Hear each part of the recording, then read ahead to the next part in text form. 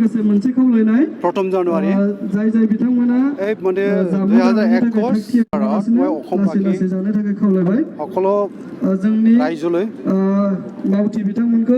United Bodo of পিপল অৰ্গেনাইজেশ্যনৰ তৰফৰ পৰা শুভেচ্ছা জ্ঞাপন কৰিছোঁ আৰু মানে আশা কৰিছোঁ যে আমাৰ যিবোৰ অধৰুৱা সপোন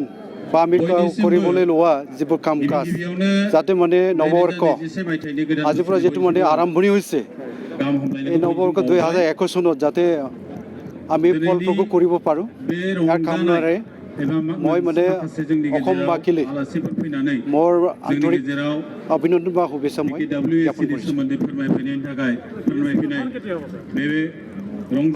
বিশেষ WSC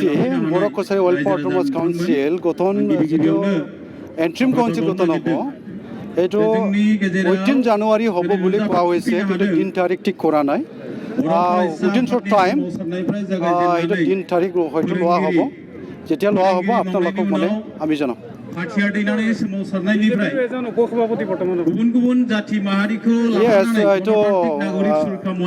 আমাৰ মাজত আলাপ আলোচনা কৰি বিজেপিয়ে মানে এটা পজিটিভ যিটো ইনিচিয়েটিভ বা সিহঁতৰ মানে যিটো আমাৰ মাজত মানে বিশ্বাস যিটো হেৰুৱাই গৈছে বড়ো আৰু মানে ভাৰতীয় জনতা দল ইয়াৰ মাজত যিটো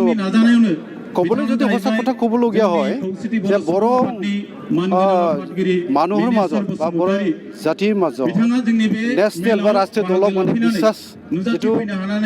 থাকিব লাগিছিল আজিৰ দিনত এই বিশ্বাসটো নাই একচুৱেলি সেইকাৰণে মই ভাবোঁ বিজেপি দলৰ পৰা সন্মানীয় জে.পি. নাড্ডা চাহাব আৰু ৰঞ্জিত কুমাৰ দাস ডাঙৰীয়া আমাৰ অসমৰ মানে সভাপতি অসম প্ৰদেশৰ বিজেপিৰ আৰু ডক্টৰ হিমন্ত বিশ্ব শৰ্মা আৰু আমাৰ সন্মানীয় মুখ্যমন্ত্ৰী সৰ্বানন্দ সোণোৱাল সকলোৰে মাজত আলাপ আলোচনা কৰি যিহেতুকে অলৰেডি আমি বিজেপি যোগদান কৰা হ'ল আমাৰ মানে Bodo Kachari Welfare Autonomous Council যিটো কেবিনেট ডিচিশ্যন লোৱাৰ পিছতে যোৱা 7 অক্টোবৰত কেবিনেট ডিচিশ্যন হৈছিল ইয়াৰ পিছত আমি 9 তাৰিখ অক্টোবৰত সংগঠন কলাক্ষেত্ৰ গুৱাহাটীত আমি BTC বাহিৰত 21খন জিলাৰ পৰা আমাৰ ৰাইজ আৰু আমি কেন্দ্ৰীয় কমিটি জিলা কমিটি আৰু প্ৰাইমাৰী কমিটি চবে আমি বলে বলে 5খন আমাৰ কৰ্মী আৰু ৰাইজ আমি যোগদান কৰিছিলোঁ তাৰপিছত ইহঁতৰ মাজত আলোচনা বা বিজেপি দলত মজিয়াত আলোচনা কৰাৰ পিছত মোক মানে অসম ৰাজ্যিক বিজেপি দলত উপসভাপতি হিচাপে one of the vice president হিচাপে মোক নিযুক্তি দিয়া হৈছে যেহেতু সংগ্ৰামৰ পাছত আপোনালোকে আৰু সেকেন্ড হল লগতে আমাৰ বিজেপি ৰাজ্যিক উপসভাপতি আমি জানো যে সকলো সংগ্ৰাম একচুৱেলি আমাৰ যিটো দীঘলীয়া যে আমি আন্দোলনৰ পৰিক্ৰমাত আমি কাম কৰি আহিছোঁ আমি বিশ্বাস কৰোঁ মই মানে বড়ো ছাত্ৰ সন্থা অল বড়ো ষ্টুডেণ্টছ ইউনিয়ন তাৰপিছত BLC তাৰপিছত মানে GNSM তাৰপিছত আকৌ আমি UPPO সংগঠনত কাম কৰি আহিছোঁ ইয়াত মাজত আজিৰ দিনত মই সেইটো ক'ব লাগিব যে আমাৰ আচল মানে যিটো মানে আমাৰ দাবী আমি বড়োসকলৰ কাৰণে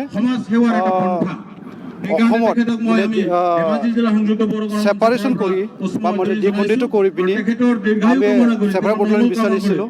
কিন্তু আজিৰ দিনত বাস্তৱ যিটো আমি দেখিবলৈ পাইছোঁ বাস্তৱত এইটো মানে সম্ভৱেই নহয় বা সম্ভৱ নহ'ব সেইকাৰণে আজিৰ দিনত বড়োসকলে 3টা চুক্তি কৰা হৈছে প্ৰথম চুক্তি হৈছিলে 1993 চনৰ 20 ফেব্ৰুৱাৰীত এইটো BSC একৰ্ড আছিলে বড়োলেণ্ড অট'নমাছ কাউন্সিল তাৰপিছত মানে BLT সংগ্ৰাম সশস্ত্ৰ সংগ্ৰামৰ জৰিয়তে 2003 10 ফেব্ৰুৱাৰীত BTC চুক্তি কৰা হৈছে তাৰপিছতো বড়োসকলে আকৌ মানে সুকীয়া পৃথক বড়ো ৰাজ্য গঠন কৰা যিটো আন্দোলন সেইটো সমাপ্ত হোৱা নাছিলে যোৱা 2020 চনৰ মানে 27 জানুৱাৰীত নতুন দিল্লীত BTR চুক্তি হৈ গৈছে তাত বড়ো এছে হ'ল অল বড়ো ষ্টুডেণ্টছ ইউনিয়ন তাৰপিছত NDP 4টা ফ্ৰেকশ্যন আৰু united Bodo of people organisation লগ লাগি বা জইন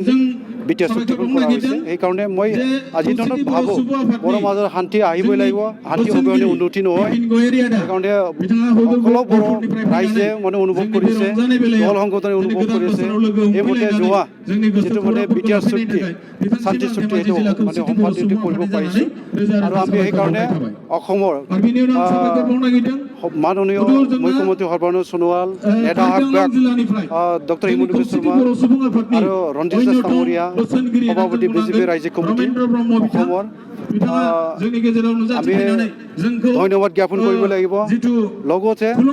ভাৰত ৰাষ্ট্ৰক জে.পি. নাড্ডা চাহাব অমিত শ্বাহ আৰু নৰেন্দ্ৰ মোদী প্ৰাইম মিনিষ্টাৰ তেখেতসকলকো আমি আমি আজি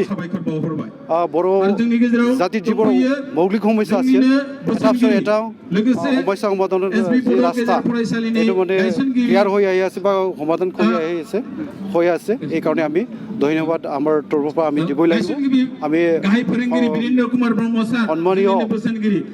আমাৰ ভাৰত প্ৰাইম মিনিষ্টাৰ নৰেন্দ্ৰ মোদী অমিত শ্বাহ গৃহমন্ত্ৰী আৰু জে.পি. নাড্ডা চাহাবকো আমি আমাৰ সংগঠনৰ তৰফৰ পৰা আমি আজি নতুন বছৰত প্ৰথম দিন আজি 2021 আমি ঈদৰ ওপৰত হৈ আমি ধন্যবাদ জ্ঞাপন কৰিছোঁ।